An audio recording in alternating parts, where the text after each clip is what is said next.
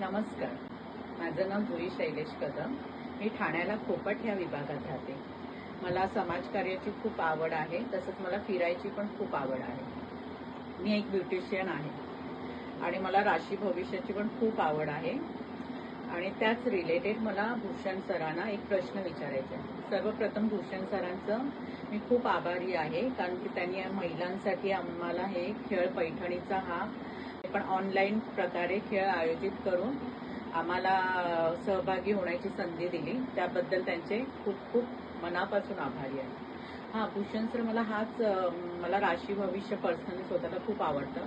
सकाळी उठल्यानंतर मी पहिलं राशी भविष्य बघते आणि माझा त्या रिलेटेडच हा एक प्रश्न आहे की सर, जर राशी भविष्य म्हणजे आपल्याला नक्की चालू नावाने बघायचंय की जन्म राशीनुसार आपलं म्हणजे जन्म नावाने आपली रास बघायची आहे?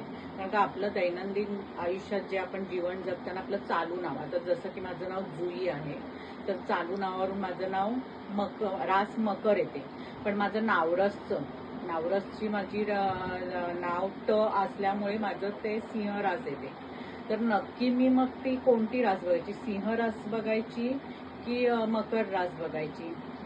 कोणती रास बघितल्यानंतर त्याचा फायदा होईल हाच माझा प्रश्न आहे. आणि तुमच्यासारखे अनुभव म्हणजे तुमचा अनुभव खूप मोठा असल्यामुळे तुमचं नॉलेज पण अफाट आहे या बाबतीत आणि बरेच जणांना त्याचा फायदा झाला. म्हणून माझ्या मनात हा बरेच दिवसापासून प्रश्न विचारायचा होता. ती संधी मला तुम्ही निर्माण करून दिलात, म्हणून हा प्रश्न आहे. तुम्ही त्याचं मला समाधानकारक उत्तर द्याल ही अपेक्षा आहे. थँक्यू. नमस्कार. वास्तुकार मानाच्या पैठणीमध्ये आपल्या सगळ्यांचं हार्दिक हार्दिक स्वागत करतो. वास्तुकार मानाची पैठणी 2026 मध्ये आपण पदार्पण केलेलं आहे आणि 2026चा हा एपिसोड आपला आहे. निमित्ताने आपण काही महिलांचे व्हिडिओ इकडे मागवले होते आणि त्या व्हिडिओमध्ये बऱ्याच महिलांनी छान छान प्रश्न विचारले आहेत. त्या प्रश्नांचे 1000 व्ह्यूवरशिप जेव्हा त्यांच्या इंस्टाग्राम, फेसबुक किंवा यूट्यूब पैकी कुठल्याही एका प्लॅटफॉर्मला व्ह्यूवरशिप येईल, त्यावेळेला आपण त्यांच्याकडे घेऊन येणार आहोत वास्तुकार मानाची पैठणी.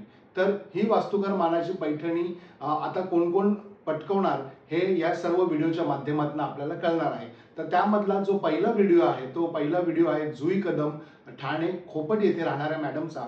त्यांनी अतिशय छान प्रश्न विचारला आहे. त्यांचा प्रश्न तुम्ही ऐकलाच असेल, तर त्या प्रश्नाचं उत्तर आपण या व्हिडिओच्या माध्यमातून देण्याचा इथे प्रयत्न करणार आहोत. सगळ्यात महत्त्वाचा पॉईंट म्हणजे अलीकडेच एक आपण यूट्यूबवरती व्हिडिओ बनवला एज्युकेशनल पर्पजसाठी, ज्याचं सब्जेक्ट होता, ज्याचं टायटल होतं आत्म्याची कुंडली, शरीराची कुंडली आणि मनाची कुंडली. अशा 3 प्रकारच्या वेगवेगळ्या कुंडल्या तिथे असतात.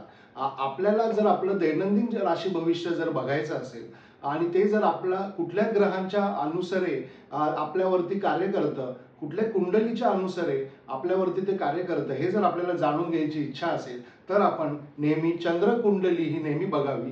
चंद्रकुंडलीच्या माध्यमातून जे गोचर चालतं ते गोचर आपल्या जीवनावरती अतिशय सूक्ष्मरित्या काम करत असतं आणि म्हणूनच आपण नेहमी चंद्रकुंडली ही दैनंदिन राशी भविष्य किंवा दैनंदिन ज्योतिषशास्त्र जर आपल्याला आपल्या जीवनावरती किती सायमल्टेनियसली किती प्रमाणामध्ये इम्पॅक्ट करतं हे जर जाणून घ्यायचं असेल तर डेफिनेटली चंद्रकुंडलीप्रमाणे जावं.